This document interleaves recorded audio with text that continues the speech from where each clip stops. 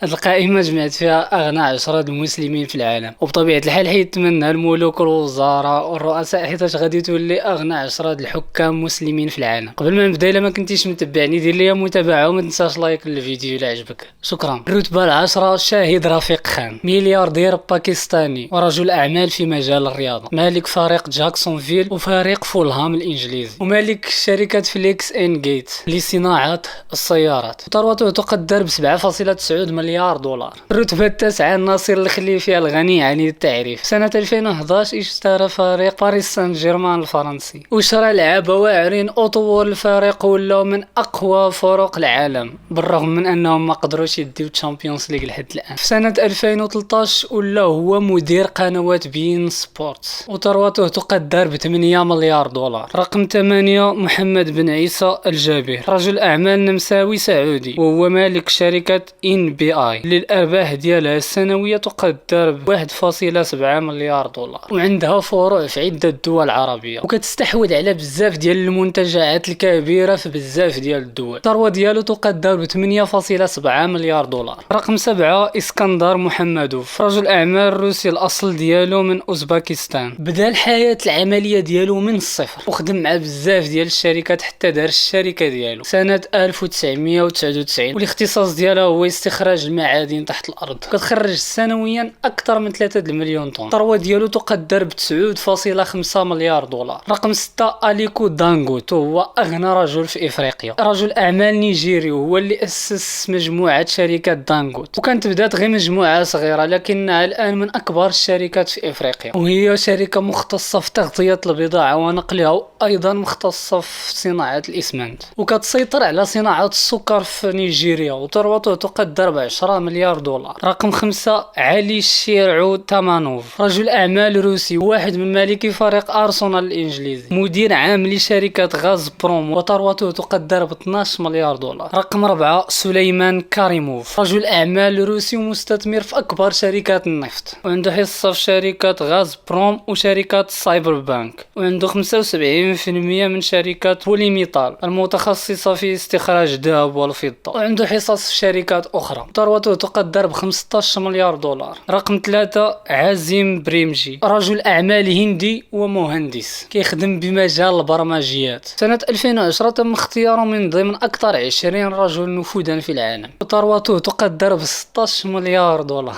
رقم 2 الوليد بن طلال، رجل أعمال سعودي ومن أكبر رجال الأعمال في العالم. طوال السنوات الماضية كان تقريبا الرجل الوحيد اللي كيدخل ضمن أغنى رجال العالم، عنده بزاف ديال الاستثمارات أبرزها في مجال العقارات، كيستثمر في أكبر الفنادق في العالم، وهو مالك شركة روتانا وقناة الرسالة، وعنده حصص في CNN وفي سلسلة قنوات فوكس وفي شركة أبل وإي باي، وثروته تقدر ب 22.5 مليار دولار. ورقم 1 الشيخ منصور بن زايد ابن زايد بن سلطان، مؤسس الإمارات، الأخ الأصغر لمحمد بن زايد، وهو مالك فريق مانشستر سيتي الإنجليزي. الثروة ديالو غير واضحة وغير مصرح بها، لكن تقدر بأكثر من 23 مليار دولار. إلا وصلتي لنهاية الفيديو ما تنساش لايك فولو، شكرا.